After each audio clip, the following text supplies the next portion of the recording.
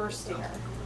And there's a picture of her right here on the front cover of my book, and I can pass it around when you guys, or when I'm done with the rabbit and reading, so you guys can see the picture of her bunny, Marshmallow, that actually inspired her to write Unforgotten Rabbit.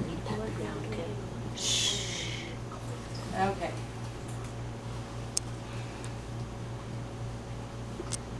I wasn't always forgotten. My mother remembered to give me a daily dose of love. She shared her love among my 8 brothers and sisters. So altogether there was 9 rabbits. When we were still babies, the farmer plucked us from our cozy nest. He drove us to a strange place.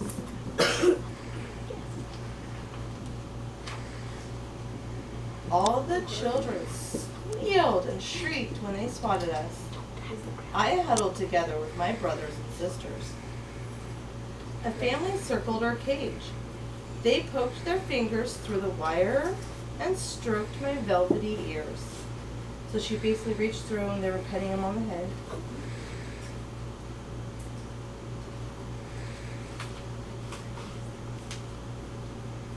The children cradled me all the way home. The boy and the girl giggled when I hopped into a basket and cracked the colorful eggs. They called me Bunny. At first, they petted and played with me. I jumped and wiggled my ears, binkied with joy. So what he's doing when he's hopping around, it's kind of a little binky. But they usually jump really high when they do a binky. It's like their way of saying I'm super excited.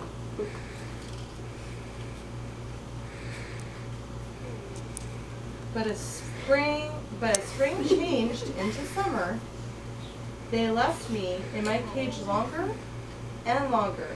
Some days I never got out. When my cage started to smell, they put me in the backyard. I circled my cage while the children played and the trees turned the color of cranberries.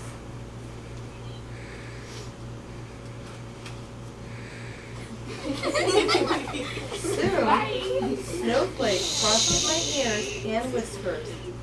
My water bottle froze, and I gnawed on the bars of my cage as my stomach rumbled.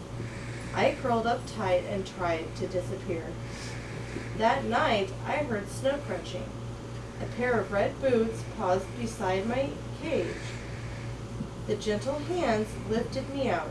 A girl wrapped me in a warm blanket. She whispered in my ear that the family had given me to her, and I would never be in a cage outside again. So that's basically where he came from, was like an outdoor backyard. So he's kind of like a forgotten baby. The girl laughed as I scampered around my big bunny pen. I periscoped. So a periscope is when they stand on their back feet and they'll kind of look around at you guys. So it's kind of like what this bunny is doing right here. So it says, I periscoped on my back. So I periscoped on my back paws to watch while she tossed a sky-high salad. Soon, I had a new name, Bella, which means beautiful. I also had a new friend, Rosalita. I stopped shaking and shivering when Rosalita stroked my fur. You know what I've noticed about Sam here is all the people that are quiet, he seems to want to go back to check them out.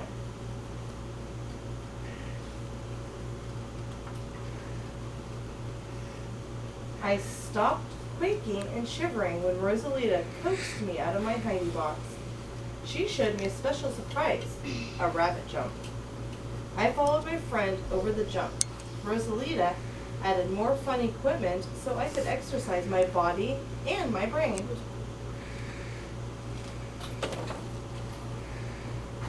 One day, Rosalita put me in my carrier. She spoke softly to me during the car ride.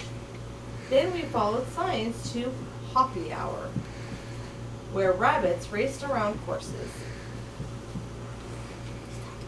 Soon, it was my turn. I zigzagged around poles, I zoomed through tunnels. I zipped across the teeter-totter. I rocketed up and down the ramp. I torpedoed through the tire. I hopped over hurdles.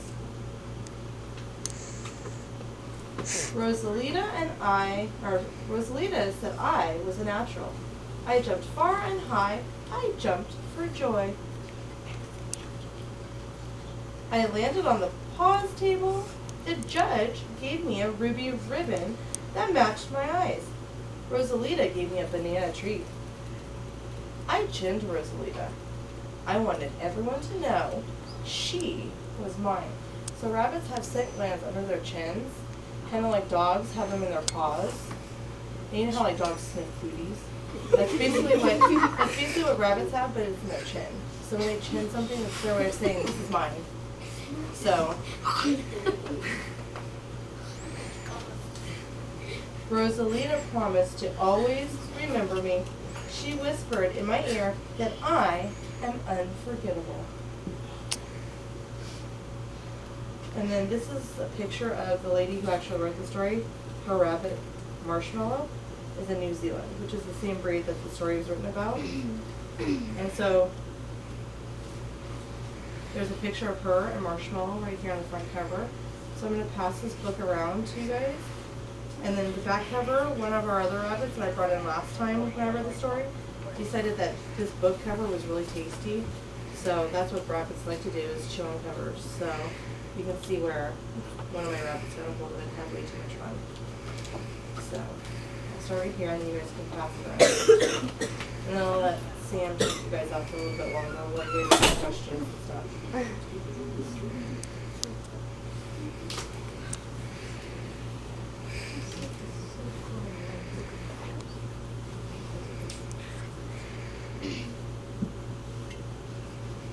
So do you guys have any questions?